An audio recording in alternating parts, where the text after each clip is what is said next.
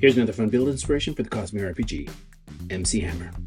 This is a mid-game combat-focused build for a warrior radiant tank who does everything short of becoming a windrunner to keep their allies out of danger. This build aims to do three main things: make ourselves untouchable, make our allies untouchable, use radiant powers to do both things better.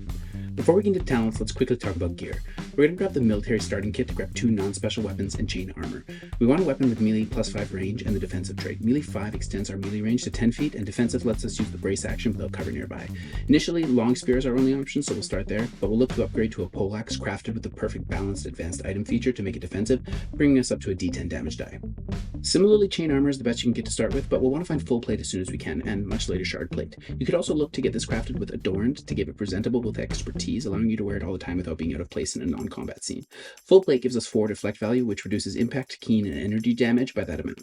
These will both make great starting goals for your character to pursue. At level 1, we're going to pick up Vigilant Stance and Stone Stance. We usually want to be in Stone Stance since it increases our deflect by 1, and enemies within our reach must spend an additional action to attack our allies. This is the reason we wanted to pick up a weapon that extends our melee range. Now, any enemy within 10 feet of us is strongly disincentivized to attack anyone but us, including our own space. That's a 25-foot diameter bubble of zone control. Levels 2 and 3 will pop over to the Soldier Tree and grab Cautious Advance and Defensive Position. Cautious Advance effectively serves as free movement if we were planning to both brace and gain advantage. Defensive Position makes our brace add 2 disadvantages to attacks against us. This usually means less hits and less damage when they do. We aren't using a shield, so our allies can't brace behind one, but where we're going, we don't need shields.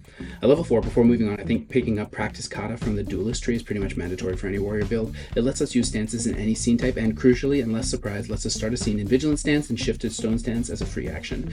We usually want to be taking a fast turn on the first round of combat to get in a position to protect our allies. That means we only get 2 actions, and this talent means we don't need to spend one of them getting into stance, leaving us free to move into position and brace.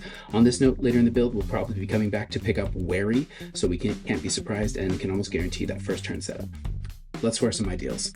We got 2 fun options for Radiant paths moving forward, so I need you to ask yourself an important question. Does this desire to protect your allies come from a place of wanting to reach your potential, or being there when you're needed? Let's start by exploring Elsecaller. Taking the first ideal at level 5 is going to give us Enhance and Regenerate that are both obviously great for any combat build. But once we swear the first ideal, we unlock Transformation and Transportation. In Transformation, we'll use our 2 level 6 talents to grab Soulcast Defense and Soulcast Parry. Before we or an ally are hit by a projectile or melee attack, we can spend 1 investiture to transform it and make it miss. Even if we fail, it becomes a graze. We follow this up at level 7 with Distant Surge Binding to increase our reach, and at level 8 with Elsecaller's Perspicacity for advantage on reactions. Now we can use Soulcast Defense on any hit within 20 feet, and we've got advantage on the test. So picture this: the enemy doesn't want to waste action, so they try to strike you. They've got 2 disadvantages. If they manage to hit, you Soulcast Parry with advantage. If that happens to fail, the hit still becomes a grace, with disadvantage damage die roll, reduced by your deflect. Yeah. Transformation uses willpower as its base stat, so putting your troops into willpower and skill ranks into transformation will make this all the more successful. Don't forget that Soulcast Defense turns the projectile into an essence, and if you choose a non-solid material, this destroys the projectile. Soulcast Parry lets you do that to melee weapon attacks, so not only do they miss the attack, you can turn their weapon into smoke and disarm them. Soulcasting in general has an infinite array of tactical and story possibilities limited only by your imagination, so take some time to look at the transformation table and come up with some pocket strategies to use in games. One I really like is the low difficulty transformation of turning clear air into smoke. With Distant Surge Binding, you can pop a tactical smoke cloud wherever you need one. Don't forget that surges scale with your skill ranks, and at higher ranks you can pull off some amazing things. Just don't forget to invest some attribute points to pad your investiture score, or spend level 9 talent on Invested to help you in that department. Okay, let's rewind to level 5 and take the first ideal, the Stonewards. Once we swear this one, we're getting Cohesion and Tension. At level 6, we'll spend both talents in the Tension tree, starting with Tension Parry. This sort of emulates what we did in Elsecaller, except it only increases their physical defense by 2, and it only works on allies within your reach, but there's no test to make, it just works. We're really here for the next talent, Rigged Weaponry. This lets us spend Investiture to increase our weapon range 10 feet, bringing us to a whopping 20-foot reach. Counting yourself, that's a 45-foot diameter zone of control. That's going to be the whole battlefield a ton of the time. If that wasn't enough, when you hit, you can also spend opportunities or focus to automatically infuse something your target is wearing to slow them and give them disadvantage on all physical tests. Even though Rigged Weaponry kind of lasts 2 turns because it lasts until the end of your next turn, you might want to activate it every turn to avoid a gap between turns 2 and 3 where you wouldn't have the extended range. Just keep that in mind if it's relevant for your situation. Between activation and the hit trigger, that'll burn a lot of investiture, so you'll probably want to put 2 talents into the Peak Sprint Bond tree, getting to Invested at level 8. I really like both these Radiant options, and it's tough to pick a favorite, but if you really wanted to, you could do both. It's possible to form bonds with more than one Radiant Spren. I feel like the ideal of being the best version of yourself who shows up when you're needed is one of the more compatible Radiant order pairings. Later in the campaign, if you've got a connection to a skilled Artifabrian, you could also try to get your hands on Soulcaster or a Surge Fabrial to emulate tension or transformation.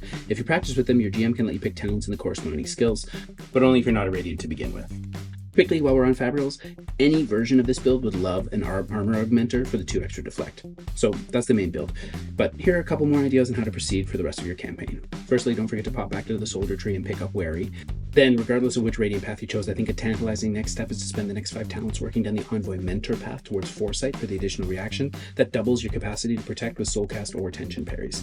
If you went for Elsecaller, I could see a fun path down Transportation where you increase your Spren bond range to 100 feet, use Realmic Step to get into an ally in danger, secure the area, then use Shared Transportation to teleport them out of danger, sort of a one-person rescue squad. Stoneward also has some fun play in the Cohesion Surge. With a few ranks in the True Stone Shaping talent, you can turn your area control up to 11, trap an entire squadron of enemies in liquid stone, erect walls to cut your enemies off from your allies, and then freely ride across the battlefield on a pillar of stone with flowing earth. Basically all that Avatar earthbending goodness. It's also worth looking into the Leader Champion tree for Valiant Intervention combined with Resolute Stand to reposition and disadvantage foes threatening your allies, allowing them to escape a sticky situation without fear of a reactive strike. Hardy and Resilient Hero also make you considerably harder to kill. Lastly, I did consider starting out with the Singer Ancestry for the extra deflect from Warform, but unfortunately it doesn't stack with armor, so I think you're better off with an extra human talent point put elsewhere. That's my inspiration for MC Hammer. Let me know if you got any ideas for this type of build, if I missed any must-have talents or expertises, if you caught any mistakes, or if you got any ideas for the next one. But for now, thanks for watching, and don't forget to enjoy the journey.